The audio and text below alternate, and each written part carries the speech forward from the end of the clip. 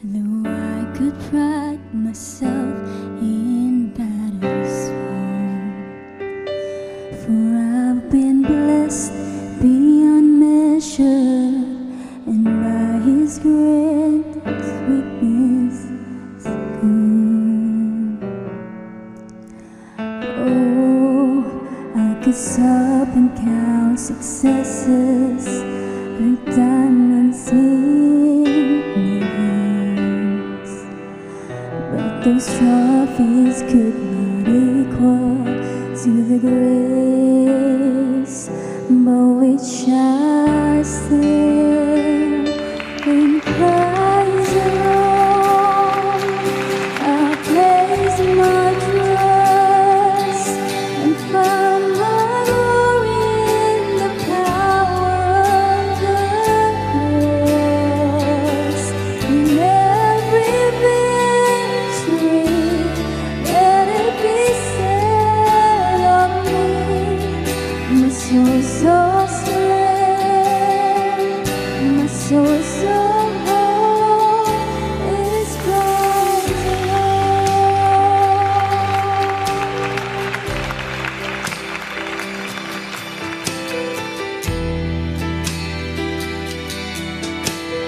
Ana. Ryan? Oo. Sa mundong puno ng ingay at gulo, isa po sa nagbibigay liwanag at pag-asa sa ating mga puso ay ang musika, lalo na ang praise and worship songs. Kaya ngayong Miyerkules Santo ay makakakwentuhan po natin ang dalawang boses ng pananampalataya na sina Thea Sulapas at Jessica Arevalo. Good morning! Welcome sa Rise and Shine Pilipinas. Welcome, Thea and Jessica. Siyempre, una sa lahat, no, gusto ko malaman. Kasi kanina, nung pinapanood ko, talagang damang-dama nyo, no, nararamdaman mo rin yung solemnity. So, ano ba yung pakiramdam nyo tuwing kumakanta kayo ng mga praise and worship songs, lalo na ngayong mahal na araw? Thea? Una po, syempre sobrang sarap sa pakiramdam kasi ang pagkanta po sa Panginoon ay hindi basta pagkanta lamang, kundi sobrang laking pribilehiyo po nito na ibinigay po sa amin. Kasi we're not just singing for ourselves, but we're singing for the King of Kings, the Lord of Lords, and that is Jesus.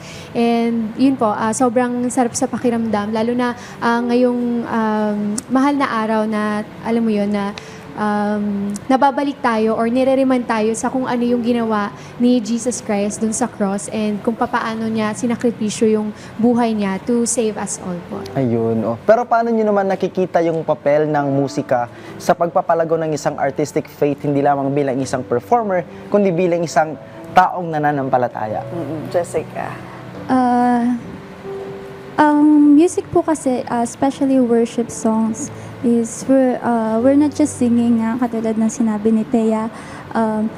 We're doing it to worship God and para ma-express yung pagmamahal namin sa Panginoon, and malaki po yung naging epekto kung paano kami lumalago sa pagiging faithful namin kay Lord through singing. Oo, nawaya patuloy nyo pang i-share sa ating mga kababayan yung inyong gift of singing. At of course, para mapalapit din tayong lahat, no, sa Panginoon. Sa Panginoon. So, Maraming salamat sa pakikipagkwentuhan sa amin ngayong umaga, Thea Sulapas at Jessica Arevalo. Thank you. Yes, thank you. God bless.